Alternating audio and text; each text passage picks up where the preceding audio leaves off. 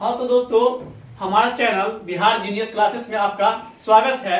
और आपका आज का टॉपिक जो है कि बंदा बहादुर के बारे में पढ़ना। आज का टॉपिक क्या है? बंदा बहादुर। और कल हम लोग कंप्लीट कर चुके थे राजा रणजीत सिंह। क्या कर चुके थे? राजा रणजीत सिंह के बारे में। और आज हम लोग देखेंगे बंदा बहादुर। तो आपको बताया थे जब हम लोग सिख धर्म शुरू किए थे उस टाइम बताए थे कि सिख धर्म जो है वो एक धार्मिक शासन और एक राजनीतिक शासन। तो सिख धर्म दो भाग में बटा था, तो एक धार्मिक शासन और एक राजनीतिक शासन। तो राजनीतिक धार्मिक शासन में कौन कौन थे? तो गुरु नानक से लेकर गुरु गोविंद सिंह तक जो थे वो कौन थे? धार्मिक शासन में थे। और बंदा बहादुर से लेकर राजा रणजीत सिंह तक जो थे वो राजकीय शासन में थे। ठीक है, तो राजकीय शासन हम लोग कल एक राजा रणजीत सिंह के बारे में देख चुके थे। और आज हम लोग देख रहे हैं बंदा बहादुर के बारे में। किसके बारे में? बंदा बहादुर। तो बंदा बहादुर का समय काल जो है, बंदा बहादुर का समय काल जो है ये है 1708 से 1716 में। 1708 से 1716 में है। और इसका जन्म हम देखेंगे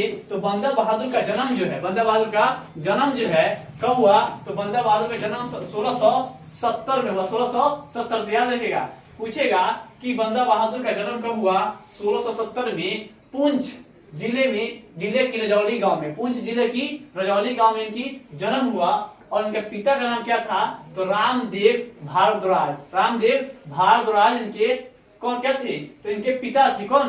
बंदा बहादुर के। तो पूछेगा क्वेश्चन में कि रामदेव का सॉरी बंदा बहादुर के पिता का नाम क्या था? रामदेव भारद्वाज। रामदेव भारद्वाज इनके पिता थे। और क्वेश्चन क्या रहेगा कि इनके बचपन का नाम क्या था? तो बचपन का नाम क्या है? लक्ष्मण दास। क्या है? लक्ष्मण दास। तो क्वेश्चन पूछेगा कि बंदा बहादुर का बचपन का नाम क्या था? तो बंदा बहादुर का बचपन का नाम लक्ष्मण दास था। क्या था? लक्ष्मण दास। और फिर कह रहा है कि बाद में इनका नाम क्या रखा गया? तो बाद में इनका नाम रखा गया माधव दास बैरागी। माधव दास बैरागी याद रखिएगा। तो क्वेश्चन पूछेगा कि बचपन का नाम क्या था? तो लक्ष्मण दास। बचपन का नाम लक्ष्मण दास और बाद में क्या रखा गया? माधव दास बैरागी। और फिर क्वेश्चन पूछेगा कि गुरु यानी गुरु गोविंद सिंह, गुरु गोविंद सिंह द्वारा इनका नाम क्या रखा गया?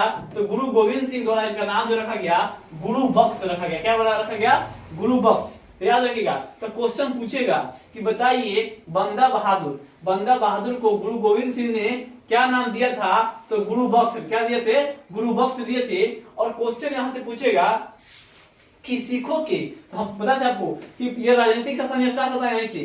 तो सिखों के प्रथम राजनीतिक नेता, सिखों के प्रथम राजनीतिक नेता एवं प्रथम शिष्य राज्य के संस्थापक हुए कौन? बंदा बहादुर। फिर क्वेश्चन है सरहिंद के सूबेदार वजीर खान को मार डाला था। तो बंदा बहादुर जो है सरहिंद के सूबेदार वजीर खान को मार डाला था। किसने? तो बंदा बहादुर ने मार डाला था। फिर यहाँ पे है कह रहा है कि अपनी राजधानी, तो बंदा बहादुर ने अपनी राजधानी कहाँ बनाई? तो लौगढ़ को अपनी राजधानी बनाई। तो क्वेश्चन पूछेगा यहाँ से कि बताइए कि बंदा बहादुर ने अपनी राजधानी कहाँ रखा? तो अपनी राजधानी इसने लौगढ़ को बनाया था। किसको? लौगढ़ को बनाया था। ठीक है। उसके बाद यहाँ पे क्वेश्चन पे कह रहा है क्या कि अब 1716 में सेना ने गुरदासपुर में, तो 1716 में मुगल सेना जो है गुरदासपुर में किसको? तो बंदा बहादुर को पकड़ लेता है। बंदा बहादुर को पकड़ लेता है। और उसके बाद 1716 में फर्रुखसियर के द्वारा बंदा बहादुर को मृत्यु दंड दे दिया जाता है। क्यों दिया जाता है? इसलिए कि बंदा बहादुर जो है बहुत लगभग हजारों सैनिकों को मृत्यु घाट उतार दिया था बंदा बहादुर। इसीलिए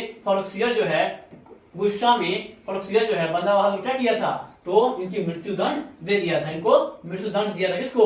बंदा बहादुर को फर्रुखसियर ने 1716 में। तो क्वेश्चन पूछेगा कि बंदा बहादुर का मृत्यु कब हुआ? तो कब? तो 1716 में इनकी मृत्यु हुई। अब कह रहा है कि बंदा बहादुर, तो देखिए बंदा बहादुर के मृत्यु के बाद स्थिति क्या रही? तो बंदा बहादुर की मृत्यु के बाद स्थिति क्या रही? तो देखिए किसी भी आदमी कोई भी आदमी जब मरता है तो उसके बाद उसका परिवार का स्थिति क्या होता है, उसका जीवन पालन कैसा होता है, उसका रहना कैसा होता है, उसी बारे में यहाँ भी है कि बंदा बहादुर की जब मृत्यु हुआ तो उसके बाद स्थिति उनका और सिख धर्म का क्या रहा। तो यहाँ देखिए तो कह रहा है कि सरबत खालसा, यहाँ पे सरबत खालसा के बारे में समझिएगा, बड़ा इंपॉर्टेंट है ये सरबत खालसा। तो क्वेश्चन यहाँ तो पूछता है कि सरबत खालसा जो है ये इकट्ठा होना, यानी किसी भी चीज को मतलब के समूह में इकट्ठा होना सरबत खालसा कहलाता है।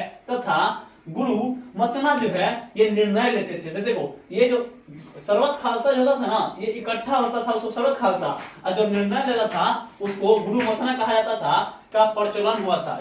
यानी याद रखिएगा। तो बंदा बहादुर की मृत्यु के बाद ये किसका, तो सरबत खालसा का, किसका, सरबत खालसा का, सरबत खालसा का क्या होता है, इकट्ठा होना। सरबत खालसा का अर्थ क्या है, इकट्ठा होना, और गुरु मतना का अर्थ क्या होता है, निर्णय लेना। क्या होता है, निर्णय लेना। और इसमें है ये प्रथा का प्रचलन हुआ किसकी मृत्यु के बाद, बंदा बहादुर की मृत्यु के बाद ये प्रचलन हुआ। और कह रहा है कि 1748 में सिखों ने कपूर सिंह के नेतृत्व में संगठित होकर दल खालसा की स्थापना किया। तो क्वेश्चन पूछेगा कि दल खालसा की स्थापना कब हुआ, तो दल खालसा की स्थापना जो है 1748 में हुआ। 1748 में दल खालसा की क्या हुआ, स्थापना हुआ। तो किसके नेतृत्व में हुआ था, तो कपूर सिंह के नेतृत्व में। किसके नेतृत्व में, तो कपूर सिंह। याद रखिएगा। तो क्वेश्चन यहाँ से पूछेगा कि 1748 में दल खालसा की स्थापना किसके नेतृत्व में हुआ था, तो कपूर सिंह के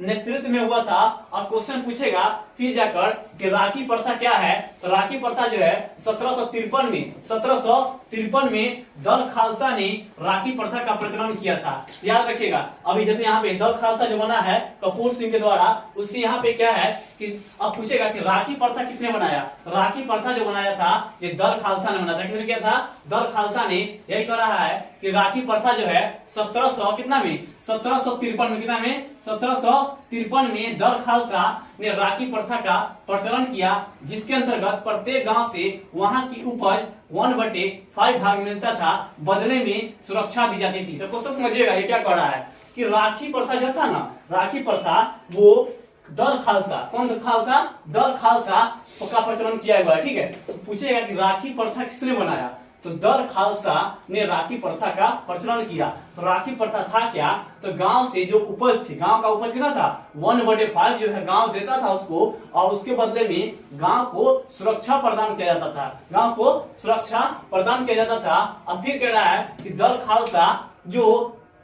दल खालसा को जस्सा सिंह अहलूवालिया ने के नेतृत्व में रखा गया था। तो क्वेश्चन पूछेगा कि दल खालसा को स्थापना किसके नेतृत्व में किया गया था, तो दल खालसा जो था ये दल खालसा को जस्सा सिंह अहलूवालिया के नेतृत्व में रखा गया, जिसके बाद में क्या हुआ, 12 दलों में विभाजित किया गया। इसे मिसल कहते हैं। तो बात को समझिएगा। दल खालसा जो है ना जस्सा सिंह अहलूवालिया के नेतृत्व में रखा गया। ठीक है। तो ये एक मिसल होता है। ठीक है। तो मिसल में ये मिसल जो हुआ ये क्या हुआ, 12 भागों में बट गया, 12 भागों में बट गया। और मिसल क्या होता है समझिएगा बात को। मिसल जो होता है 1763 से 1773 के बीच पंजाब में छोटे छोटे राज्यों की स्थापना हुई, पंजाब में छोटे छोटे राज्य की स्थापना हुई, जो मिसल कहलाए, जो मिसल कहलाए। तो बात को समझिएगा यहाँ पे। तो पूछेगा कि मिसल क्या होता है, तो 1763 से 1773 के बीच पंजाब में छोटे छोटे राज्यों की स्थापना हुई, पंजाब में छोटे छोटे राज्य की स्थापना हुई। और स्थापना होने से इसी को क्या कहा जाता है, मिसल कहलाता है। और इस समय कुल 12 मिसल थी। इस समय कुल कितना मिसल थी, 12। तो पूछेगा कि बंदा बहादुर के मृत्यु के बाद जो दल खालसा, राखी प्रथा ये सब जो बना था, इसके बाद ये मिसल जो था कितना बना था, तो 12 मिसल था। कितना मिसल था, 12 मिसल था। जो उसमें 5 प्रमुख मिसल था, 5 प्रमुख मिसल था। तो 5 प्रमुख मिसल कौन कौन था, तो बात को समझिएगा यहाँ पे। तो जिनमें भेंगी, अहलूवालिया और सुकरचकिया, कन्हैया तथा नक्कई नामक 5 प्रमुख मिसल थे। इसमें भेंगी मिसल सबसे शक्तिशाली थी।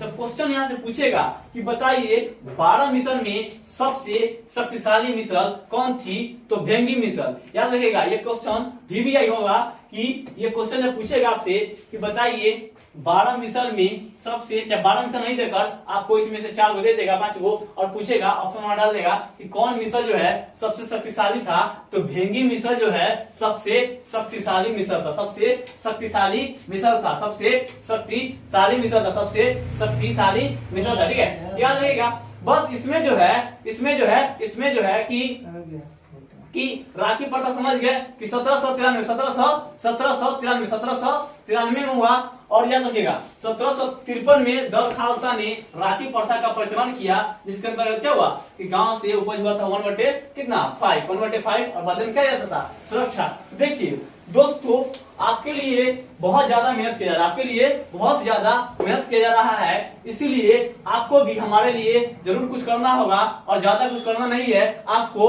कुछ नहीं तो लाइक शेयर एंड सब्सक्राइब कीजिए। ठीक है, और यहीं पे आज सिख धर्म की समाप्ति होता है। ठीक है, तो आपसे हम लेते हैं अलविदा, जय हिंद। हाँ तो दोस्तों, आज हम लोग देखेंगे सिख धर्म के राजकीय शासन के बारे में। तो हम लोग पढ़ चुके थे सिख धर्म के धार्मिक शासन के बारे में पढ़ चुके थे, जो गुरु नानक से लेकर गुरु गोविंद सिंह तक चला, यानी 10वें गुरु तक जो थे वो धार्मिक शासन था। और आज देखेंगे राजकीय शासन बंदा बहादुर से स्टार्ट होता है। आज देखिए हम लोग रणजीत सिंह के बारे में पहले देखेंगे, उसके बाद बंदा बहादुर के बारे में चर्चा करेंगे।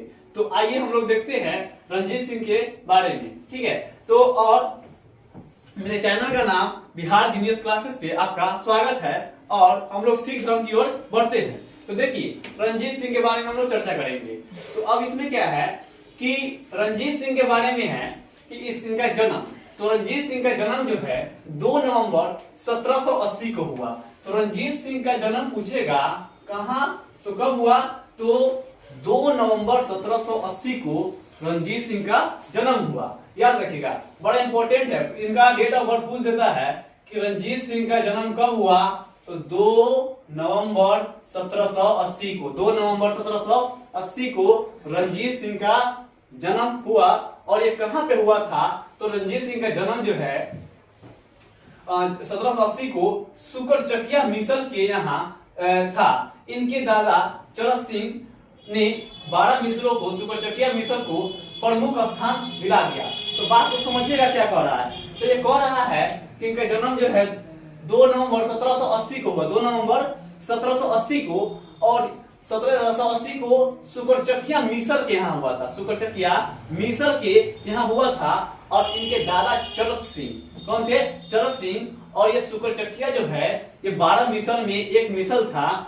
जिन्होंने ये प्रमुख स्थान दिलाए थे। कौन, तो रणजीत सिंह के दादा चरत सिंह ने सुकरचकिया को क्या किए थे, एक प्रमुख स्थान दिला दिए थे। ठीक है, तो आगे हम देख रहे हैं। और रंजीत सिंह की मृत्यु जो है 1830 में हो जाती है, रणजीत सिंह की मृत्यु 1830 में हो जाती है। और यहाँ पे इनका पिता जो है कौन है, मान सिंह। इनके पिता का नाम क्या है, मान सिंह। तो पूछेगा क्वेश्चन में कि रणजीत सिंह का पिता का नाम क्या है, तो मान सिंह। और क्वेश्चन पूछेगा कि सुकरचकिया को प्रमुख मिसल कौन बना दिया था, तो चरत सिंह। इनके दादा का नाम क्या था, चरत सिंह। और इनका मृत्यु 1830 में। और पिता जो है कौन है, मान सिंह। पिता कौन है, मान सिंह। पिता कौन है, मान सिंह। तो याद रखिएगा, पिता पूछेगा तो कौन, मान सिंह। पिता मान सिंह। तो पिता मान सिंह जो है वो हो जाएंगे। ठीक है, पिता मान सिंह हो जाएंगे। फिर क्वेश्चन कर रहा है कि ये अपना राजनीतिक राजधानी जो है लाहौर में, राजनीतिक राजधानी कहाँ पे, लाहौर में, राजनीतिक राजधानी लाहौर। याद रखिएगा, क्वेश्चन पूछेगा आपसे कि बताइए रणजीत सिंह ने अपना राजनीतिक राजधानी कहाँ बनाया, तो लाहौर में। कहाँ बनाया, लाहौर में। याद रखिएगा बाबू, बहुत वेरी इंपॉर्टेंट है। क्वेश्चन डायरेक्ट पूछता है कि बताइए सिख धर्म की रणजीत सिंह, सिख धर्म के जो राजकीय शासन जो रणजीत सिंह थे, राजा रणजीत सिंह, वो अपना राजनीतिक राजधानी कहां बनाए, तो राजनीतिक राजधानी अपना लाहौर में बनाया। कहां पे, लाहौर में। याद रखिए इस बात को। फिर क्वेश्चन पूछता है क्या कि धार्मिक, जैसे यहाँ पे राजधानी है तो ये राजनीतिक राजधानी है। कौन राजधानी है, राजनीतिक राजधानी कहां पे है, लाहौर में। कहां पे, लाहौर में। और यही क्वेश्चन है यहाँ पे, क्या पूछेगा कि धार्मिक राजधानी कहाँ पे है। तो धार्मिक राजधानी जो है आपका ये अमृतसर। तो बड़ा इंपॉर्टेंट है, वेरी वीवीआई है ये सब, बात रखिएगा ध्यान में कि ये सब जो क्वेश्चन है वीवीआई है। तो राजनीतिक राजधानी पूछेगा, रणजीत सिंह ने अपना राजनीतिक राजधानी कहाँ रखा, तो लाहौर में, और धार्मिक राजधानी कहाँ रखा, तो अमृतसर में। और याद रखिएगा कल इस बारे में आपको हम चर्चा किए थे कि अमृतसर का नाम अमृतसर क्यों पड़ा। तो याद रखिएगा अमृतसर का नाम अमृतसर नहीं था, इसका नाम रामदासपुर था। क्या था, रामदासपुर था।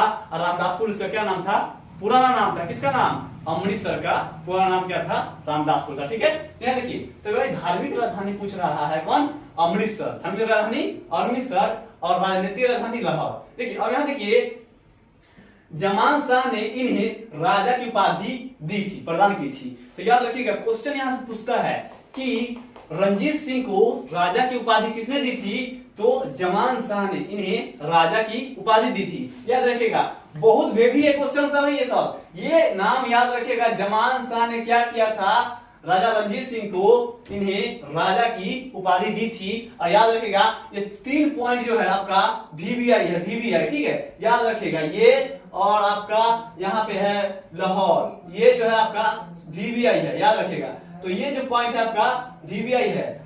और हाँ, तो ध्यान से ये बात रखिएगा। ठीक है, तो ये पूछेगा राजनीतिक राजधानी लाहौर और धार्मिक राजधानी अमृतसर। और राजा का उपाधि रणजीत सिंह को किसने दिया, तो जमान शाह ने। किसने, जमान शाह ने। ठीक है, तो यहाँ पे देखिएगा क्या कह रहा है कि सुकरचकिया के थे। तो कह रहा है कि रणजीत सिंह कहाँ के थे, तो सुकरचकिया के। कहाँ के, सुकरचकिया के थे। तो रणजीत सिंह सुकरचकिया के थे, जिसके प्रमुख 1792 में बने। तो याद रखिएगा सुकरचकिया को प्रमुख स्थान कौन दिलाया था, तो इनके दादाजी चरत सिंह। कौन दिलाया, दादाजी चरत सिंह प्रमुख स्थान दिलाया। और उस समय जो था 12 मिसल था। कितना मिसल था, 12, जिसमें सुकरचकिया को प्रमुख स्थान दिलाए थे रणजीत सिंह के दादा चरत सिंह ने। किसने, रणजीत सिंह के दादाजी चरत सिंह ने। और यहाँ पे 1792 में क्या हुए, जिसके प्रमुख कौन बने, तो राजा रणजीत सिंह। राजा रणजीत सिंह क्या बने, सुकरचकिया के प्रमुख बने। कब, 1792 में, 1792 में। और कह रहा है कि विभिन्न क्षेत्रों पर विजय एवं अधिकार। देखिए तो राजा रणजीत सिंह क्या हुए कि बहुत ही बलवान थे, बहुत ही बलवान थे, बहुत ही क्या थे, बलवान थे, ताकतवर थे, बुद्धिमान थे। ठीक है, तो ये क्या किए, अब यहाँ पे है कि ये विभिन्न क्षेत्रों पर विजय और अधिकार करना शुरू कर दिए थे। तो भाई अब किसी के पास पावर होता है, शक्ति होता है, बल होता है, ये सब होता है, तो क्या करता है आदमी, आगे की ओर बढ़ता है। तो ये आगे की ओर बढ़ रहे थे। और यही कह रहा है यहाँ पे कि ये विभिन्न क्षेत्रों पर विजय एवं अधिकार किए। ठीक है, इनका ट्रिक है, याद रखिएगा।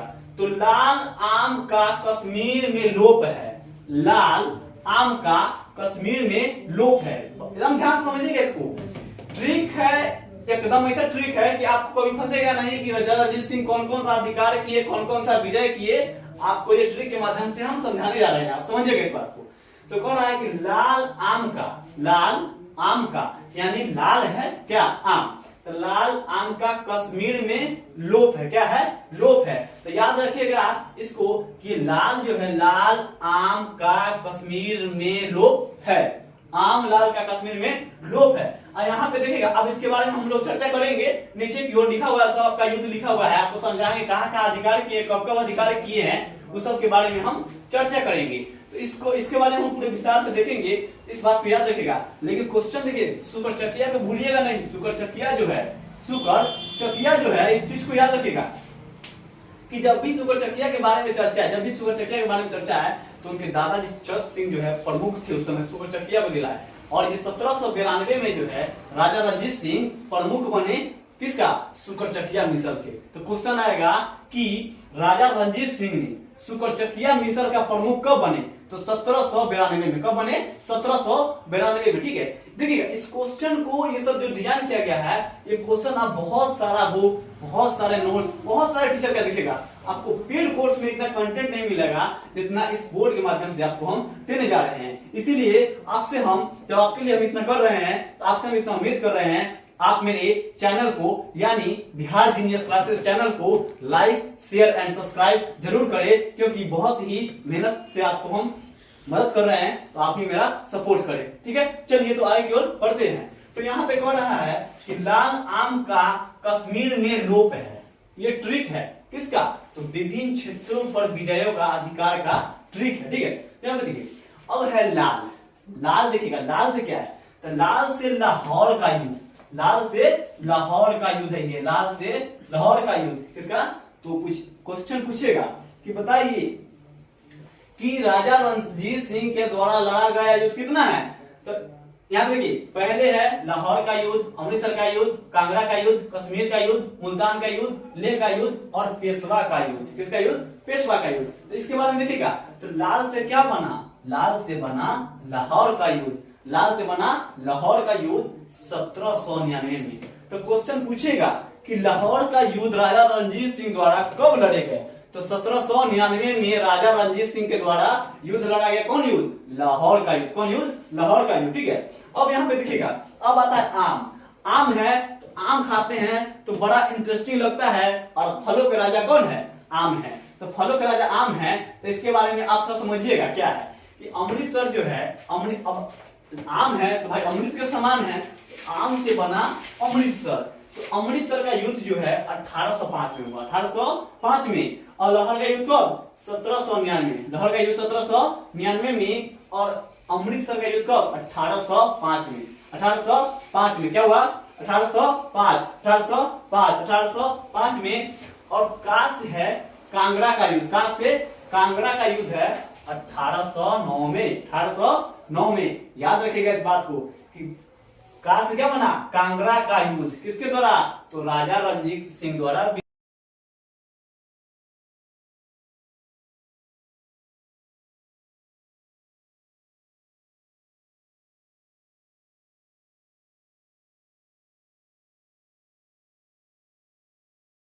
ये 1813 में, 1813 में याद रखिएगा। कौन में? 1813 में। यहाँ याद रखिएगा इस चीज को, ठीक है। ये 1813 है, 1809 है, और ये आपका है 1805 है, और ये आपका 1799 है, ठीक है। इस चीज को याद कीजिएगा, ठीक है। फिर क्वेश्चन कर रहा है कि मुल्तान का युद्ध, क्या यानी यानी मुल्तान का युद्ध। तो मुल्तान का युद्ध देख रहे हैं 1818 में जो है मुल्तान का युद्ध, ठीक है। तो क्वेश्चन पूछेगा कि राजा रणजीत सिंह द्वारा मुल्तान का युद्ध कब लड़ा गया? राजा रणजीत सिंह द्वारा मुल्तान का युद्ध कब लड़ा गया? तो 1818 में मुल्तान का युद्ध लड़ा गया, मुल्तान का युद्ध। और फिर कह रहा है में लोप है। लो मतलब लेह का युद्ध, लो मतलब लेह का युद्ध, और लेह का युद्ध जो है 1820 में। लेह का युद्ध 1820 में। और एक आता है प से पेशवा, जो यहाँ की समझिए कि यही मेन युद्ध था। तो पेशवा का युद्ध जो था वो 1834 में, 1834 में। याद रखिएगा, लाल आम का कश्मीर में लोप है। लाल आम का कश्मीर में लोप है। तो लौ से लाहौर का युद्ध, लौ से लाहौर का युद्ध 1799 में, 1799 में। तो आज से आम से क्या बनेगा? अमृतसर का युद्ध। अमृतसर का युद्ध कब? 1805 में। अमृतसर का युद्ध 1805 में। का से बनेगा क्या? तो कांगड़ा का युद्ध। का से कांगड़ा का युद्ध 1809 में, 1809 में। यहाँ देखिएगा, ध्यान समझिएगा ये बात को। देखिए यहाँ पे 5 है, यहाँ पे 9 है, यहाँ पे 4 का डिफरेंस, फिर 9 4 13, ठीक है। इस प्रकार से देखिएगा, यहाँ पे 4-5 साल के बीच में युद्ध हो रहा है, ठीक है। तो कहां से है? कांगड़ा का युद्ध 1809 में, और कश्मीर से है कश्मीर के युद्ध 1813 में, और मौ से है मुल्तान का युद्ध 1818 में, और फिर लो से है लेह का युद्ध 1820 में, और फिर कड़ा प से है पेशवा का युद्ध 1834 में। तो आपसे हम उम्मीद कर रहे हैं कि ये चीज आपको समझ में आई होगी और आपको याद हो गया होगा। इसलिए आप इसको इस ट्रिक के माध्यम से आप इसको याद कर सकते हैं और इसका स्क्रीनशॉट ले सकते हैं, ठीक है। तो आगे देखिए, अब आता है भू राजस्व व्यवस्था। यानी भू राजस्व व्यवस्था क्या था उस समय? राजा रणजीत सिंह के समय भू राजस्व व्यवस्था उस समय क्या था? भू राजस्व व्यवस्था उस समय क्या था? तो देखिए, अब यहाँ पे है तो कहना आय की प्रमुख स्रोत जिसकी दर उपज 33 से 40% था, 33 से 40%। तो क्वेश्चन पूछेगा कि राजा रणजीत सिंह के समय भू राजस्व व्यवस्था क्या थी? तो उसका प्रमुख आय जो था पूछेगा आय की प्रमुख जो स्रोत थी जिसकी दर जो था 33 से 40% था। कितना था? 33 से 40%, 33 से 40% थी। और कह रहा है क्वेश्चन कि अब यहाँ पे है बटाई प्रथा। क्या प्रथा है? बटाई प्रथा जो है, बटाई प्रथा जो है कर वस्तु के रूप में लिया जाता था। तो देखिए एक बटाई प्रथा है, ठीक है। तो ये क्या करा, बटाई प्रथा में समझिएगा बात को कि कर जो है वस्तु के रूप, यानी कर में कोई पैसा नहीं देना पड़ता था। कर में क्या नहीं, पैसा नहीं देना पड़ता था। ये जो है ओनली फॉर क्या, सामान। क्या चीज? सामान। जो हम लोग जानते थे कि पहले के जमाना में क्या होता था कि अभी जाइएगा तो टैक्स के बदले में हम लोग को पैसा देना पड़ता है, लेकिन उस समय क्या था कि बार्टर सिस्टम पहले होता था, जिसमें क्या होता था कि आप सामान के बदले सामान देते थे। तो यहाँ टैक्स के बदले में ये क्या करते थे, वस्तु को देते थे। टैक्स के बदले में वस्तु को देते थे, ठीक है, लिया जाता था। फिर कह रहा है कि तो यह कनकुत व्यवस्था, कनकुत व्यवस्था जैसे बटाई प्रथा था उस समय कर के में क्या देता था, वस्तु के रूप में दिया जाता था। कर वस्तु के रूप में दिया जाता था। अब फिर यहाँ पे कनकुत व्यवस्था जो है कर नगद, यानी टैक्स जो है पैसा यानी नगद दिया जाता। टैक्स जो है क्या, नगद दिया जाता, यानी पैसा दिया जाता। किसका? तो याद रखिएगा कनकुत व्यवस्था। कनकुत व्यवस्था में टैक्स जो है नकद यानी पैसा के रूप में दिया जाता था, ठीक है। अब यहाँ आता है नीलामी योजना। तो नीलामी से तो आप वाकिफ है, नीलामी तो लगभग बच्चा जानता है कि नीलामी क्या होता है। तो नीलामी यही है कि 3 से 6 साल के लिए कर वसूली का अधिकार ऊंची, याद रखिएगा नीलामी योजना। तो 3 से 6 साल के लिए कर वसूली का अधिकार ऊंची बोली लगाने वाले को दे दिया जाता था। तो याद रखिएगा क्वेश्चन पूछेगा कि राजा रणजीत सिंह के समय में भू राजस्व व्यवस्था क्या था। तो देखिए भू राजस्व व्यवस्था स्रोत कितना था, तो उसकी उपज की कितना, 33 से 40%। 33 से 40% क्वेश्चन लगाया जाएगा कि राजा रणजीत सिंह के शासन में भू राजस्व का उपज कितना था। तो 33 से 40%, 33 से 40%। और वही पूछ लेगा कि बटाई प्रथा क्या था। तो बटाई प्रथा जो था वो कर के बदले में वस्तु दिया जाता था, कर के रूप में वस्तु को दिया जाता था। और फिर कह रहा है कि कनकुत क्या था। तो कनकुत जो है कर जो था नगद रूप में दिया था, यानी पैसा दिया जाता था। पहले था क्या, आपको वस्तु, लेकिन बाद में पैसा दिया जाता, ठीक है। फिर जाके जब कनकुत व्यवस्था आया तो टैक्स के रूप में क्या दिया जाएगा, नगद यानी पैसा, ठीक है। फिर है नीलामी योजना। तो नीलामी योजना क्या था कि 3 से 6 साल के लिए, 3 से 6 साल के लिए वसूली नीलामी अधिकार ऊंची बोली। मतलब मान लीजिए आप ही जाते हैं कभी तो नीलामी योजना होगा, तो जैसे घर का कोई नीलामी हो रहा है, जमीन का हो रहा है, तो उसमें क्या होता है कि 10 लाख, 20 लाख, 50 लाख, 60 लाख नीलामी होता है। जिसका ज्यादा हो जाता है नीलामी और जिसका बोली ज्यादा हो जाएगा उसका उस जगह पे क्या हो जाता है, अधिकार हो जाता है। यही बात यहाँ पे है कि 3 से 6 साल के लिए कर वसूली का अधिकार ऊंची बोली लगान वाले को दे दिया जाता था, ठीक है। तो यही भू राजस्व व्यवस्था किनके शासन में है, राजा रणजीत सिंह के शासन में। अब यहाँ आते हैं नोट में क्या देखिएगा, नोट में एक बात लिखा हुआ है कि गवर्नर जनरल लॉर्ड ऑकलैंड ने रणजीत सिंह को घुड़सवारी सेना को संसार का सबसे सुंदर फौज कहा है। तो वीवीआई क्वेश्चन है, मोस्ट वीवीआई, इसीलिए हम नोट में डाले क्वेश्चन को। क्वेश्चन पूछेगा कि किसने राजा रणजीत सिंह के घुड़सवारी सेना को क्या कहा, तो संसार का सुंदर सेना कहा। तो लॉर्ड ऑकलैंड ने कहा। किसने कहा, लॉर्ड ऑकलैंड ने क्या कहा कि राजा रणजीत सिंह के घुड़सवारी सैनिक को संसार का सुंदर फौज कहा। सुंदर फौज किसने कहा, तो राजा रणजीत, किसने कहा, तो लॉर्ड ऑकलैंड ने कहा। किसने, लॉर्ड ऑकलैंड में। याद रखिएगा बड़ा इंपॉर्टेंट क्वेश्चन है, वीवीआई क्वेश्चन है। इस नाम को कभी आप भूलिएगा नहीं, इस नाम को आप भूलिएगा नहीं, क्योंकि ये क्वेश्चन में पूछेगा आपसे कि बताइए किसने, मतलब किस अंग्रेज गवर्नर ने ये कहा राजा रणजीत सिंह के घुड़सवारी सेना को संसार का सबसे सुंदर फौज कहा। तो लॉर्ड ऑकलैंड ने कहा, लॉर्ड ऑकलैंड ने कहा, ठीक है, लॉर्ड ऑकलैंड ने कहा।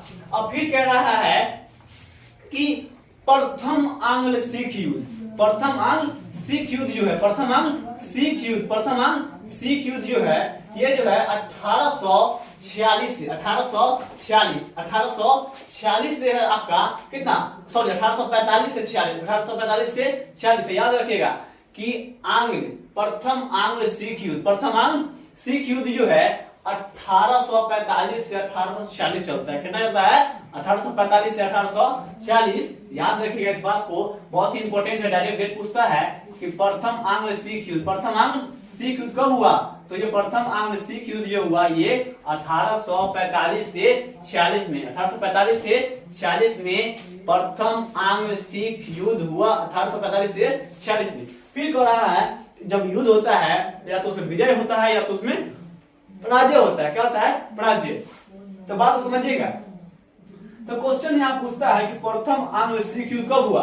तो प्रथम आंग्ल सिख युद्ध जो हुआ ये हुआ आपको 1845 से 1846 में। और जब भी कोई युद्ध होता है तो उसमें दो ही परिणाम निकलता है, या तो हार या तो जीत। तो इसका देखिएगा, या तो देखिए जीत का भी कोई रीजन होता है और हार का भी कोई रीजन होता है। वही रीजन हम लोग प्रथम आंग्ल सिख युद्ध में देखने जा रहे हैं। तो देखिएगा इसमें पराजय का रीजन क्या रहा। तो पराजय का रीजन यानी ये राजा रणजीत सिंह को हारने का रीजन जो उसमें हुआ, तो इसमें देखिएगा क्या है कि पराजय का कारण जो है लाल सिंह व तेजा सिंह का विश्वासघात। यानी ये जो थे मित्र थे, लाल सिंह और तेजा सिंह, इनका क्या था? रणजीत सिंह का मित्र था। और ये क्या किया था कि ये विश्वासघात यानी समझिए कि धोखा दे दिए थे। क्या किए थे? धोखा दे दिया। और धोखा से क्या हुआ कि इस युद्ध को हार गए। कौन? राजा रणजीत सिंह। तो याद रखिएगा कि प्रथम आंग्ल सिख युद्ध पूछेगा तो कब होगा? तो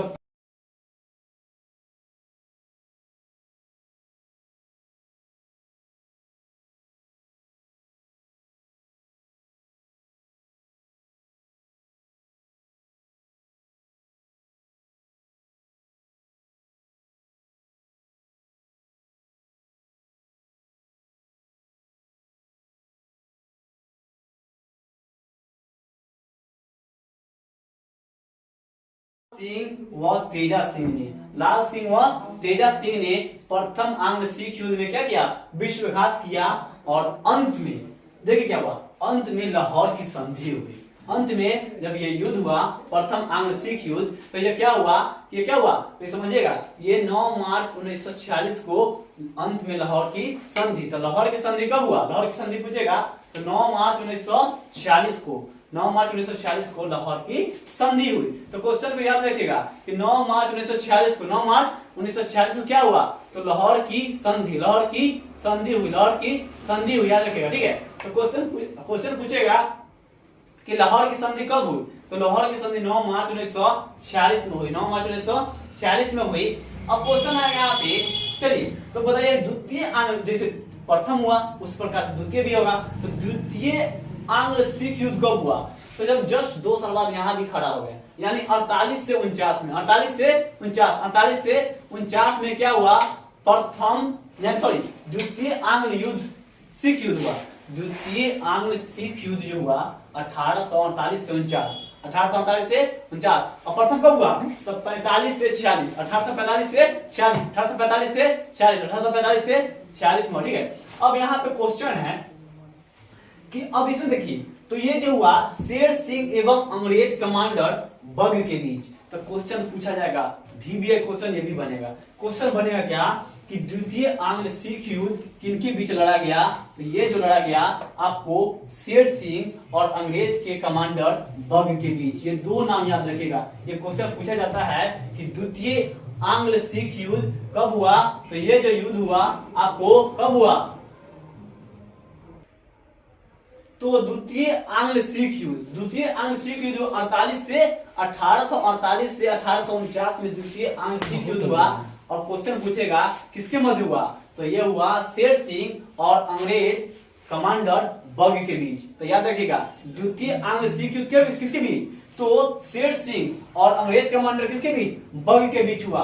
और कारण क्या रहा? तो देखिए किसी भी युद्ध के होने के रीजन क्या होता है कि कोई ना कोई रीजन होता है। और परिणाम के बीच क्या होता है? जो परिणाम जो होता है उसके बीच क्या होता है कि परिणाम जो होता है उसके बीच क्या होता है? या तो जीत होती है या तो हार होती है, या तो जीत होती है या तो हार होती है। तो देखिए युद्ध होने का 3 चीज होता है, या तो उसका रीजन होगा, युद्ध का रीजन होगा, परिणाम या तो जीत होगी या तो हार होगी। यहाँ देखिएगा अब कारण क्या है, अंग्रेजों द्वारा रानी जिदन यानी रानी जिदन के साथ अपमानजनक व्यवहार तथा मुल्तान के गवर्नर मूलराज को अपदस्थ करना। तो याद रखिएगा यहाँ पे जो कारण जो बना ना, ये जिंदन जो थी, ठीक है, अंग्रेज द्वारा रानी जिंदन जो थी, इन्हें क्या किया था, अपमान किया गया था, ठीक है, अपमान किया गया। और अपमान करने के बाद क्या हुआ कि तथा मुल्तान के गवर्नर मूलराज को अपदस्थ करना, ये रीजन बना, ठीक है। ये रीजन याद रखिएगा, कारण पूछता है बड़ा बड़ा जब एग्जाम दीजिएगा तो उसमें कूट में क्वेश्चन में क्या पूछता है, कारण पूछ देता है, तो कारण को आप ध्यान से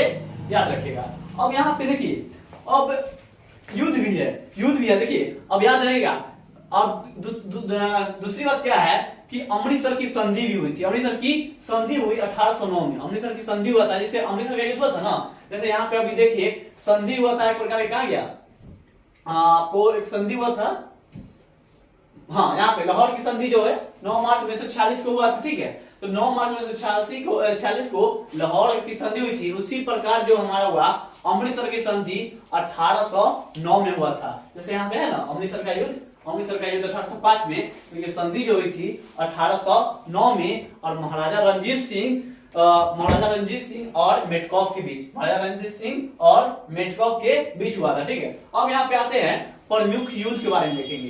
तो रणजीत सिंह के बारे में, रणजीत सिंह के द्वारा लड़ा गया युद्ध जो है, प्रमुख युद्ध सब है, यहाँ पे देखिएगा।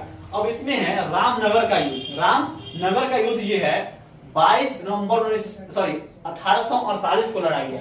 तो याद रखिएगा, पूछेगा कि रामनगर का युद्ध कब लड़ा गया, तो 22 नवंबर 1848 को लड़ा गया रामनगर का युद्ध। तो रामनगर का युद्ध कब, तो 22 नवंबर 1848 को लड़ा गया रामनगर का युद्ध। फिर बनेगा कि चिलियावाला का युद्ध कब लड़ा गया, तो चिलियावाला का युद्ध जो है 13 जनवरी 1849 को। तो पूछेगा कि चिलियावाला का युद्ध कब हुआ, तो 13 जनवरी 1849 को चिलियावाला का युद्ध हुआ। फिर बनेगा कि गुजरात का युद्ध कब हुआ, तो 21 फरवरी 1849 को क्या हुआ, गुजरात का युद्ध हुआ। तो क्वेश्चन ये सब ध्यान से रखिएगा कि क्वेश्चन पूछेगा कि गुजरात का युद्ध कब हुआ, तो गुजरात का युद्ध हुआ 21 फरवरी 1849 को। देखिएगा रामनगर का युद्ध पूछेगा तो 22 नवंबर 1848 को, रामनगर का 22 नवंबर 1848। चिलियावाला का युद्ध पूछेगा 13 जनवरी 1849, और गुजरात का युद्ध पूछेगा 21 फरवरी 1849 को। और दोस्त देखिएगा अब इसमें क्या है, देखिए आपके लिए बहुत ही मेहनत किया जा रहा है। देखिए बहुत डीप तरीका से हम नोट्स को तैयार करके आपके लिए सब लाए हैं। आप इतना जब हम आपके लिए मेहनत कर रहे हैं तो आपको इसमें क्या होता है, आप मेरे वीडियो को और मेरे चैनल बिहार जीनियस क्लासेस को लाइक, शेयर एंड सब्सक्राइब जरूर कीजिएगा। तहे दिल से आपका स्वागत है, धन्यवाद।